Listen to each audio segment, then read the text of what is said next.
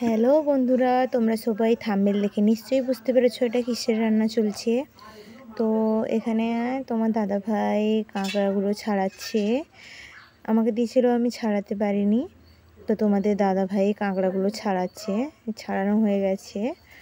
তো তার সঙ্গে চিংড়ি মাছও নিয়ে এসেছিলো, চিংড়ি মাছটা দেখালাম তোমাদের। এখানে কাঁকড়ার এটা হচ্ছে মলনালি, এটা পরিষ্কার করে ধুতে হয়।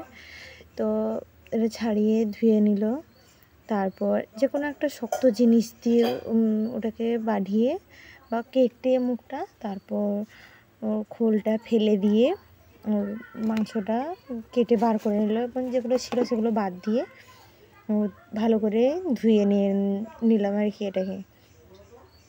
তারপর একটু ভালো করে ধুয়ে এবার পরিষ্কার করে ওটাকে 2-3 বার জল পাল্টিয়ে ধুয়ে নিলাম। তো ধুয়ে নেওয়ার পরে ওটাকে নুন হলুদ দিয়ে ওটাকে ভাজতে হবে আর কি। আর এখন আমাদের বাড়িতে 2 জন, তাই কম নিয়ে এসছে, বাড়িতে বেশি জন নেই। তো দেখতে পাচ্ছ এগুলো দাঁড়া, এগুলো যখন এটা জ্যান্ত ছিল, এগুলো হাতে চেপে বসে আর কি। তারপর মশলাগুলো পেঁয়াজ আদা রসুন এগুলো দিয়ে বেটে, তারপর সর্ষের তেল কড়াই গরম করে নুন হলুদ দিয়ে ওটাকে ভালো করে ভেজে নিলাম আর কি। তো ভাজার জন্য একটু সময় দিয়ে ভাজতে হবে, যাতে একটু লাল করে ভাজাটা হয়ে যায় আর কি, নাহলে একটু হবে না। এবং দাঁড়া, ওই যে মোটা দাঁড়াগুলো আছে ওগুলোকে একটু যে কোনো একটা ভারী জিনিস দিয়ে হালকা থেতো না করলে মশলা ঢুকে না। তারপর ওই সর্ষের তেলে আর একটু সর্ষের তেল দিয়ে চিনি দিয়ে, তারপর আমরা চিনি দিই কারণ যাতে তরকারিটা একটু লাল রঙ আসে, কালার করে তরকারিটাতে, ঝোলটাতে কালার করবে তাই।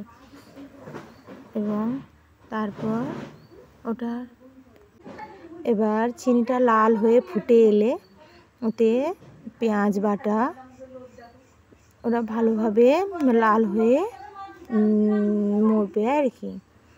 ভালোভাবে লাল হয়ে এলে এবার তাতে আদা রসুন বাটা ওতে দিয়ে ভালো করে কষতে হবে আর কি। ওটা আদা রসুনের গন্ধটা, কাঁচা গন্ধটা যাতে না থাকে, সেটা ভালোভাবে কষে গেলে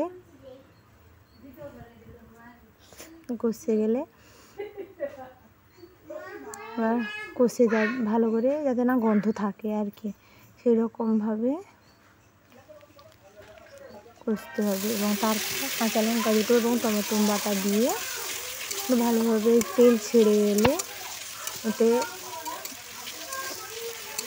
দেখতে পাচ্ছ তো হালকা তেল ছেড়ে এসছে। তো তেল ছেড়ে এলে এবার হলুদ লঙ্কা গুঁড়ির জল ওতে দিয়ে ভালোভাবে কষাতে হবে। ওটাতেও তেল ছেড়ে আসবে ভালোভাবে, ওটা যখন হয়ে আসবে মশলাটা, তো দেখতে পাচ্ছ তোমরা, তো ওটাতেও তেল ছেড়ে আসছে। এবং তারপর ভেজে রাখা কাঁকড়াগুলো ওতে দিয়ে দিলাম। দেওয়ার পরে ভালোভাবে কষাতে হবে কিছুক্ষণ, মোটামুটি কিছুক্ষণ কষাতে হবে, যাতে ভালোভাবে একটু কষানো হয়ে যায়। তো কষানোর পরে আবার একটু জল দিয়ে দেবো, নুন পরিমাণ মতো জল দেওয়ার পরে নুন পরিমাণ মতো দিয়ে ওতে জল দিয়ে দেওয়া হবে। জল দিয়ে দিলে এবার জলটা ফুটে আসবে। এবার ফুটে এলে তোমরা যেভাবে যে খেতে চাও, কেউ গ্রেভিটাকে বেশি করেও রাখতে পারো এবং কেউ কমও রাখতে পারো, ঠিক আছে, ওটা তোমাদের সম্পূর্ণ নিজের ব্যাপার। তো তারপরে এই রকম হয়েছে আর কি। তো সবাই ভালো থেকো।